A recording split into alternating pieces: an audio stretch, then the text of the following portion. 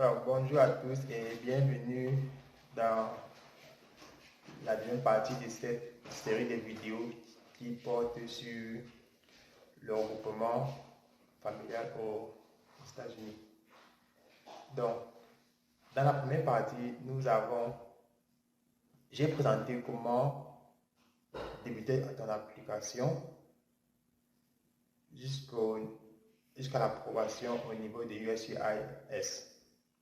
Donc, dans cette partie, nous nous intéressons à la suite de la procédure à partir de là. Donc, lorsque j'ai reçu le mail de USCIS mentionnant l'approbation de mon application, ils m'ont dit que mes données seront transmises au NBC pour la suite de la procédure et que je devais attendre sur une durée allant jusqu'à 45 jours pour recevoir un email de NBC qui devrait me donner des détails sur la suite de la procédure à leur niveau. Et effectivement, 3 jours après ce mail, j'ai reçu la notification du National Visa CNN. Il s'agit d'un mail qui t'indique ton invoice ID et le case number. Parce que le case number, dans le cas du regroupement familial, est généré au niveau du NBC. Les deux informations seront très importantes pour la suite parce que chaque fois que tu voudras regarder le statut de ton application ou bien uploader les données, tu auras besoin des deux informations, le invoice ID et le case number. Donc, il faut les garder précisément, avec précaution. Donc, dans le mail également, il m'a envoyé un lien qui détaille sur les différentes phases de l'application à leur niveau. Je crois que c'est plus de 10. Je crois que c'est plus de 10 étapes en tout cas. Et à chaque étape, on te dit qu'est-ce qui est attendu de toi. Il y a des étapes qui nécessitent des réponses de la part du petitioner, c'est-à-dire de la personne qui a initié la demande, et il y a d'autres étapes qui nécessitent des réponses de la part du bénéficiaire. Donc, à chaque étape, on te dit si la réponse, si on attend une réponse de toi ou bien du bénéficiaire. Donc, mais avant toute chose, tu dois t'authentifier sur le site du NBC. Il t'indique effectivement le lien dans le mail que tu reçois. Tu vas te connecter avec ton invoice ID et le case number. Avant toute chose, tu dois payer les frais de l'application. Je tiens à mentionner que tes données sont téléversées de USCIS vers le NBC. Et effectivement, pour mon cas, c'est ce qui a été fait. Donc, si tu appliques pour faire venir ta femme par exemple et que avec peut-être des enfants restés en Afrique, ou bien peut-être ta femme avait des enfants que tu as pris soin de déclarer sur ton formulaire I-30A, alors au niveau du NVC, tu les retrouves effectivement sur ton application qui a été migrée à ce niveau-là. Et la personne principale pour laquelle tu as appliqué sera le bénéficiaire Maintenant, les autres enfants, par exemple, seront les suivants, c'est-à-dire les accompagnateurs, pour utiliser le terme qu'ils mettent sur l'application. Ce sont les accompagnateurs. Et maintenant, pour les accompagnateurs, il y aura des options. Il y a des options, ça peut être euh, accompagné ou bien flow to join. Flow to join, c'est pour des personnes qui,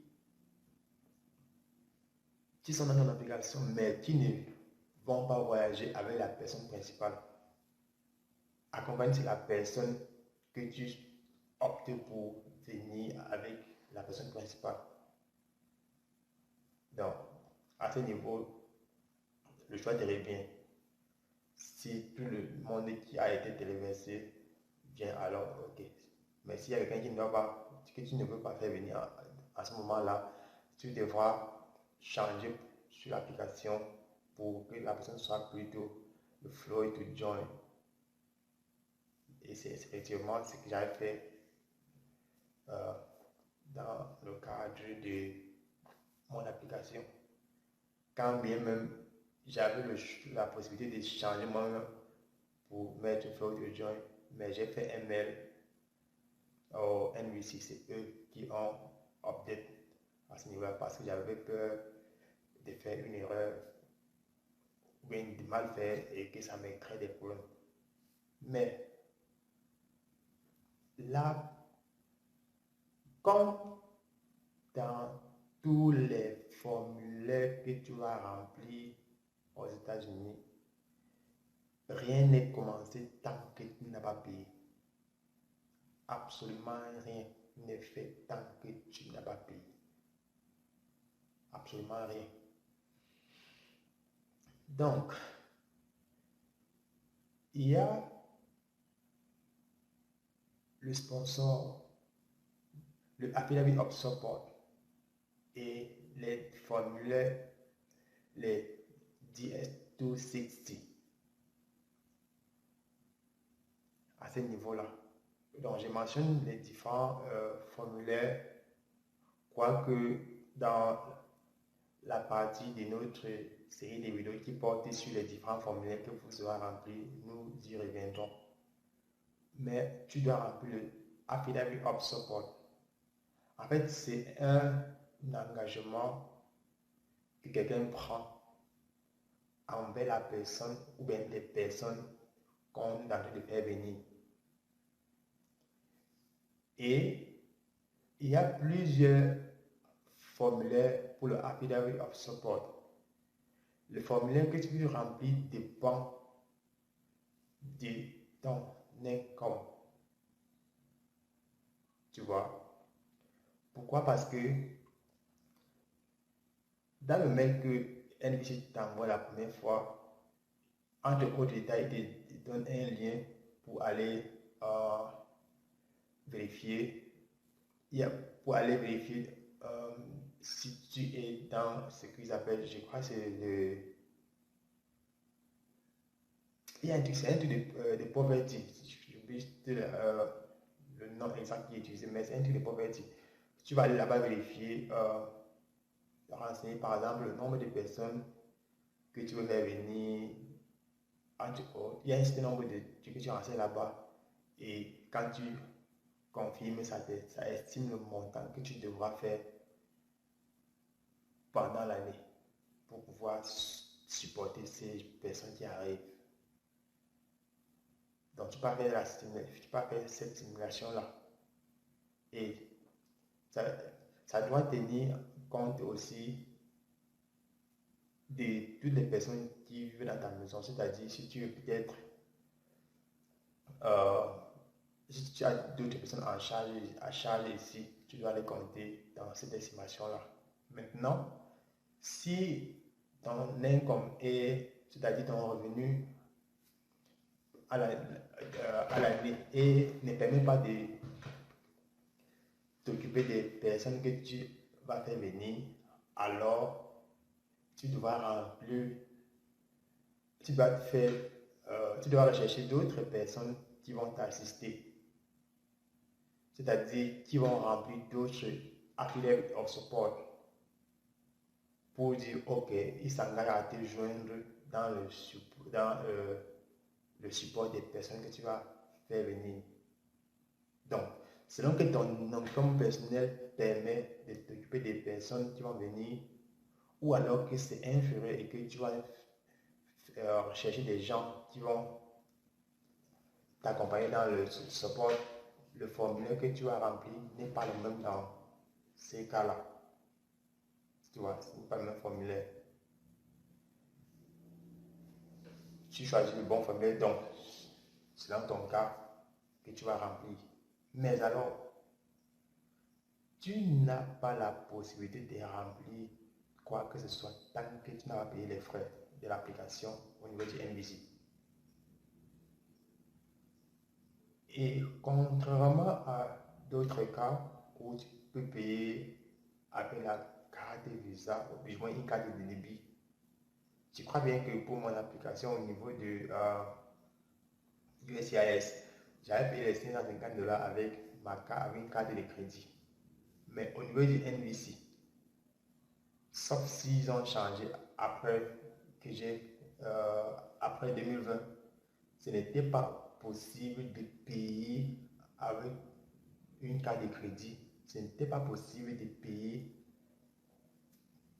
avec un compte bancaire qui n'est pas aux États-Unis. Donc, tu devras payer avec un compte bancaire qui se trouve aux États-Unis. Ils vont te demander le numéro de compte, le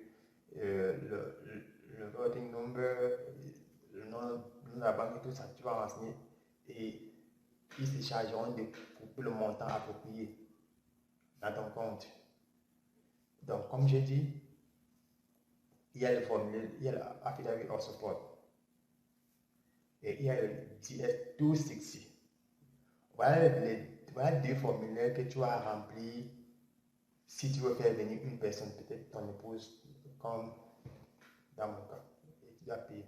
Maintenant, si en plus, si tu as des personnes en plus, telles que peut-être des enfants et tout, alors tu devras aussi remplir le DS-260 pour les enfants, après avoir payé, bien sûr. Donc, je crois que le Affidavit of Support pour un est de l'ordre de 100, je crois $120 ou bien 150, je ne sais plus trop. Mais c'était moins, c'était inférieur à $200. Le DS260, je crois que c'était $320. Bref, c'était un montant au-dessus de $320. Et tu devras payer ce montant pour chacune des personnes qui sont dans ton application. Une fois qu'ils ont chargé le montant approprié dans ton compte, alors ils activent la possibilité pour toi d'éditer les différents formulaires. Ce n'est qu'après l'approbation du paiement que tu as la possibilité d'éditer ces formulaires-là. Donc, quand tu vas éditer les formulaires, tu vas imprimer les différents formulaires remplis et l'affidavit of support, tu remplis et tu uploads. Par contre, le DS260, tu le remplis en ligne. Tu vois, sur le site, tu vas éditer, tu remplis en ligne. Sauf si ça change entre temps. Moi, je l'avais rempli en ligne. Et tu vas soumettre un certain nombre de documents pour soutenir ton application. Donc, il y a une liste de documents qui te seront demandés. Je crois,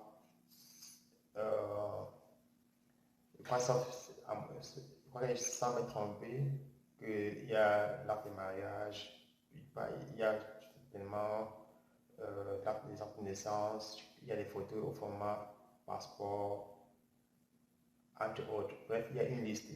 Tu verras la liste quand tu seras une fois connecté. Tu verras la liste de mots. Maintenant, tu dois aussi envoyer les justificatifs de ton income. Donc, tu devras envoyer les 1099, les W2 et ton tax transcript. Il faut absolument envoyer tout ça. Le 1099, c'est peut-être quand tu es un contracteur ou bien tu travailles à ton propre compte. Le W2, c'est quand tu travailles chez quelqu'un et qu'en fin d'année, on te délivre le W2. Maintenant, le tax transcript, c'est un document que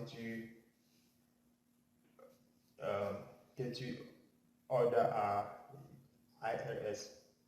Donc, ça peut être peut-être en ligne ou bien il y a un toll free que tu peux aussi appeler pour commander ces documents-là. Donc, une fois que tu as tous les documents, que tu as uploadé tous les documents, alors tu soumets ton application et tu attends. Une chose très importante que je dois préciser ici, c'est que quand tu arrives, quand ton application atteint le niveau du NVC, une petite erreur te fait perdre au moins 2 mois. Une petite erreur te fait perdre au moins 2 mois. Pourquoi? Parce que ça fonctionne un peu comme une liste d'attente. Chaque fois qu'ils vont te demander, ok, il faut envoyer telle chose, tu perds automatiquement le rang où tu étais. Le jour où ils reçoivent ce qu'ils t'ont demandé, alors tu as un nouveau rang. Ça veut dire qu'on te remet quelque part dans la liste, mais forcément derrière. Tu vois? C'est très important de se rassurer qu'on a envoyé tous les documents qu'il faut. Lorsque tout est OK, alors ils vont te dire que tu es documentally qualified, c'est-à-dire que tous tes documents ont été reçus et approuvés. Et en ce moment-là, ils te diront qu'ils vont travailler avec l'ambassade du pays où réside la personne dont tu as appliqué. Et effectivement, pour mon cas, ils m'ont dit qu'ils devaient travailler avec l'ambassade des États-Unis au Cameroun et qu'ils devaient me notifier une fois que un numéro de visa est disponible. Et à ce moment-là, il n'y a plus rien que tu dois faire. Tu vas rester croiser les bras et continuer à regarder tes mails chaque fois que c'est possible. Quand pour savoir que mon application était à un stade avancé, après ce qu'on m'a dit que c'était complet et qu'il devait travailler à l'ambassade pour voir un numéro de visa et me notifier. Après un certain temps, ce qu'ils ont fait, c'est qu'ils me disaient que bon, ils m'ont envoyé un mail pour dire que ok, ils travaillent activement sur mon application, mais qu'ils n'ont pas pu me programmer et que dans les 2 mois qui suivent, s'ils ne parviennent pas à me programmer, alors ils m'enverront un autre email. Donc, j'ai reçu le premier, ok, j'ai laissé. Après le deuxième mois, après les 2 mois, effectivement, ils ont envoyé un autre email qui était effectivement la programmation de l'interview. Alors, l'interview, c'est la personne que tu vas faire venir qui part à l'interview. Et également, dans le mail que NBC t'a envoyé la toute première fois, du moins sur les différentes étapes, il y a un moment où ils te disent que, ok, quand tu t'es appliqué, il faut préparer tes documents pour l'interview. En ce moment-là, fais l'effort d'envoyer les originaux de tous les documents que tu as envoyer au NBC, à la personne qui parle l'interview, parce que ils vérifieront tous ces documents-là à ce niveau. Et tout autre élément qui peut donner un poids à la nature des relations, qui peut convaincre quoi sur la nature de la relation entre toi et la personne que tu fais venir, tu mets à sa disposition et la personne prend avec elle pour aller à l'interview. Donc, si vous avez aimé, n'oubliez pas de laisser un pouce, n'oubliez pas de partager avec des personnes qui, à un moment donné, certainement, auront besoin de remplir l'élective petition, c'est-à-dire le document familial. Ça permettra de se préparer, de savoir ce qu'il faut, ce qu'on doit réunir, etc. Abonnez-vous à la page si ce n'est pas encore le cas. Parce que ici, nous mettons à votre disposition des informations utiles sur la base de notre propre expérience. Laissez un commentaire si vous avez des questions. Et nous avons également un groupe privé sur YouTube que vous pouvez joindre et poser des questions ou alors lire des préoccupations que d'autres ont posées et qui peuvent vous être utiles. Alors, si vous êtes intéressé pour joindre ce groupe, alors laissez un message en commentaire et je vous enverrai le lien du groupe en question. Donc, alors, la troisième partie de cette série portera effectivement sur les différents formulaires que tu auras remplis. Donc, je ferai un revue sur les différents formulaires du début jusqu'ici, les formulaires que j'ai remplis, sur tout le processus. Ça pourra te donner l'occasion de savoir quelles sont les informations dont tu auras besoin en remplissant les formulaires. Qu'est-ce qu'il te faut concrètement?